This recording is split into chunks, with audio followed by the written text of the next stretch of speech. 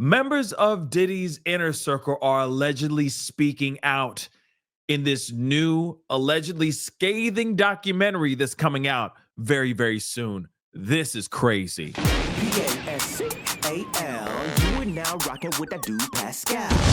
What's up? We got something new. Yes, we're back on the Diddler train just for a second, and there's some new updates. Allegedly, there are members of Diddy's inner circle that are coming out and speaking out in this new documentary that's going to be on Peacock a little bit later on this month. And they have some very interesting things to say about Diddy and I guess his ways of getting things done, if you get what I'm saying, in his house and in elsewhere, studios and elsewhere.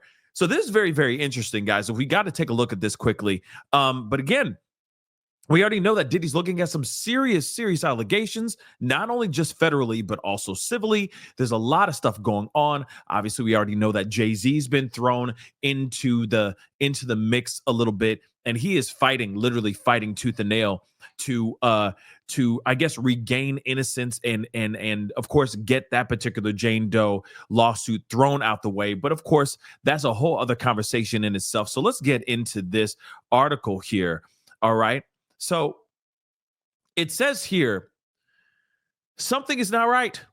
This is what one of the members of Diddy's inner circle said in a new documentary that's coming out. And I guess this trailer came out first. And, you know, of course, I'm sure you can find it on YouTube and whatnot. But again, this is going to be on Peacock in the middle of this month. I think it's January 14th to be exact. So this is very interesting to say the least. But it says members of Diddy's inner circle discuss their experiences with the embattled music mogul and the harrowing allegations, because we got to use these code words, against him in this new trailer for the upcoming Diddy documentary. And it's called Diddy, The Making of a Bad Boy.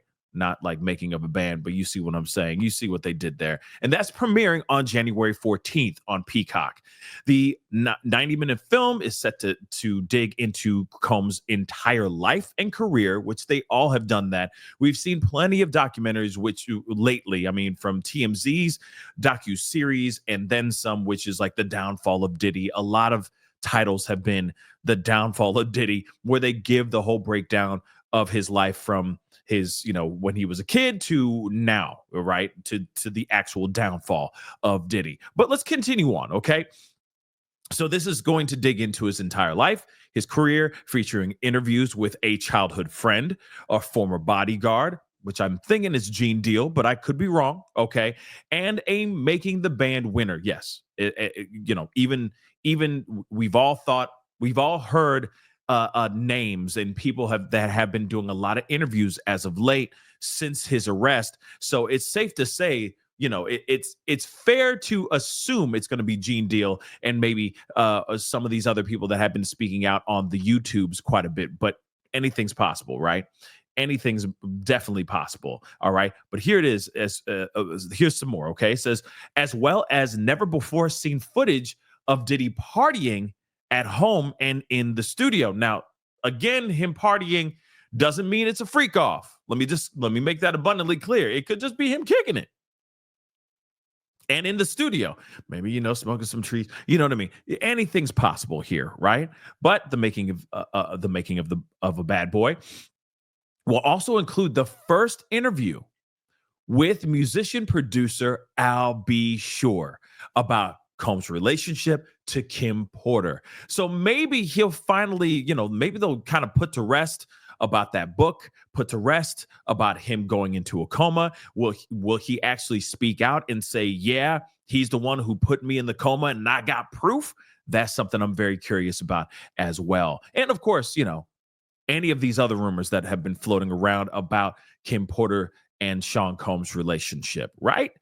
Hopefully he can kind of give us more insight about that as well. But we'll talk about that, or we'll hear about that, and I'm sure we will talk about that later on in the near future. But I'll be sure was signed to Uptown Records at the same time that Combs was at the same time as Combs, and of course he dated Kim Porter before, like he dated Kim Porter, of course, they have a child together, and this all happened. And then this happened way before Diddy even walked into Kim Porter's life. Okay, something is not right with this. Shore says in a clip before a different anonymous talking head, whose voice appears to be disguised, claims, "I've been with Sean for quite a while, and I've captured a lot of moments. Anytime a studio or any room is red, he's making love, or the sex. He doing that spicy funky dope loving. You know what I mean? So some of the girls who were in the room, for sure, they were littles. I got to use these code words, okay? But that is some serious allegations, especially somebody who's now being anonymous saying, "I've been in the rooms. I know exactly what's going on." He liked it. From what I'm seeing lately, it's either a white party or a black party. Now we're hearing about rooms being the color red. So it does make you wonder, was this room, does he have a color coordinated scheme going on? Because that's kind of what I'm seeing right now. Also, this also makes me think of the lawsuit about from Lil Rod, where Little Rod is basically saying that he was SA'd or touched by Cuba Gooding Jr. And he has footage. He has a photo of Cuba Gooding Jr. having his arm around his back, like talking to him as they're looking at a computer. And I'm wondering, though, because if you notice in the background is red as well. Could that be that room was used for those spicy moments, or no? That's something I'm kind of curious about. All right. And of course, Mr. Combs' team has done everything to say, like, hey, this is all BS. We're going to fight this. He's never essayed anyone. He hasn't teed anyone, man or woman, adult or little. And very much a rubber stamp response. It's funny how they say, they don't respond to any of these allegations, yet they still respond to these allegations. You see what I'm saying? So it's even though it's a rubber stamp response, it's still a response. Okay. And we already know that he's being held without bail, and it's been pretty insane, to say the least. Okay, with all the allegations that keep on coming out, and more are coming, allegedly from Tony Busby's team, and then some, because there's plenty of other lawsuits and other lawyers that are getting ready to file, or they're in the middle of filing these lawsuits, civil lawsuits, for their clients as well. It's interesting. This documentary might be a shocking piece of information. And hopefully they give us something. That's the one thing I'm concerned about. Hopefully they give us something that we actually give a damn about, because there's a lot of things that we've already heard. You see what I'm saying? The internet is forever. The internet lives strong. TV is a little old. And sometimes these documentaries, they have these interviews with people, and it's like they try to make it seem like it's some bombshell piece of information when you already heard it like 2 months ago. You feel me? So I am kind of curious how they're going to do it this time, but we'll see what happens.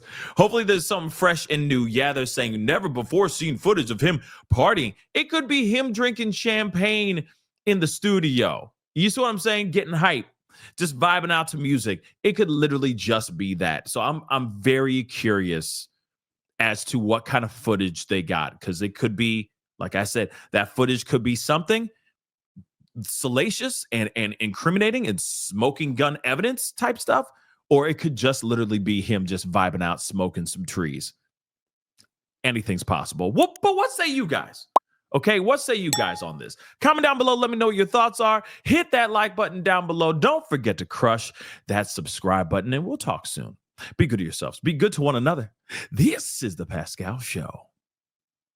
Bye. Pascal.